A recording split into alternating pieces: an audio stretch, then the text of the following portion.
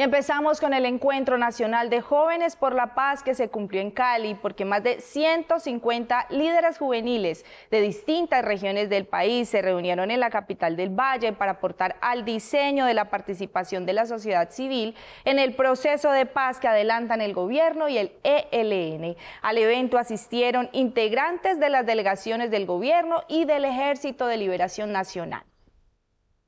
Sofía, entre las conclusiones más importantes de este encuentro está la creación de una Red Nacional de Jóvenes por la Paz y también la petición de los asistentes de que se generen espacios más seguros en lo que resta de este proceso de participación. Natalia Vinasco con el informe. Consejeros de juventud, organizaciones y plataformas juveniles que trabajan por la inclusión de los jóvenes en las agendas de paz que se adelantan en el país fueron convocados a un encuentro con el propósito de involucrarlos en la construcción del diseño del Plan Nacional de Participación de la Mesa de Diálogos entre el Gobierno y el Ejército de Liberación Nacional. De acuerdo con el gestor de paz del ELN, Juan Carlos Cuellar, la inclusión de los jóvenes es esencial, teniendo en cuenta que representan el 25% de la población colombiana y han enfrentado históricamente la exclusión. Por eso usted encuentra que se han expresado en ocasiones de manera también radical. O sea, la expresión, por ejemplo, que se desarrolló en el 2021 con la resistencia fue producto de eso, precisamente de la exclusión. Entonces, por eso es importante tener en cuenta a los jóvenes, que los jóvenes puedan participar desde un comienzo en la construcción misma del diseño, en la construcción de propuestas y en la construcción ya de su propia agenda como jóvenes para que sean tenidos en cuenta definitivamente en el país como sociedad colombiana. Secundaristas, representantes de primeras líneas de la movilización social, así como de comunidades LGBTI, afro e indígenas, deliberaron a través de mesas de trabajo sus distintas propuestas en torno a la participación de la sociedad en los diálogos de paz. Es muy importante en clave de la construcción de paz que las juventudes que han vivido mucho en carne propia la guerra, pero también las desigualdades sociales y económicas, pues sean tenidas en cuenta.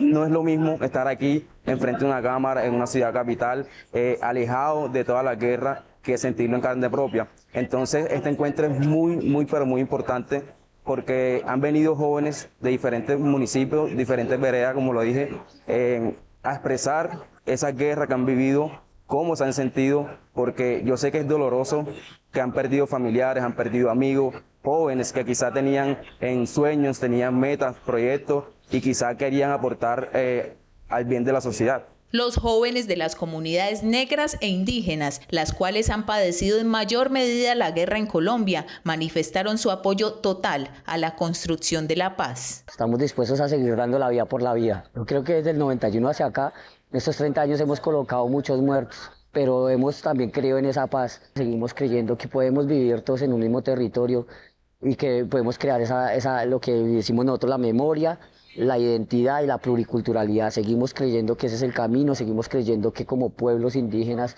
y como gente del común podemos crear esa gran nación que queremos, pero en paz.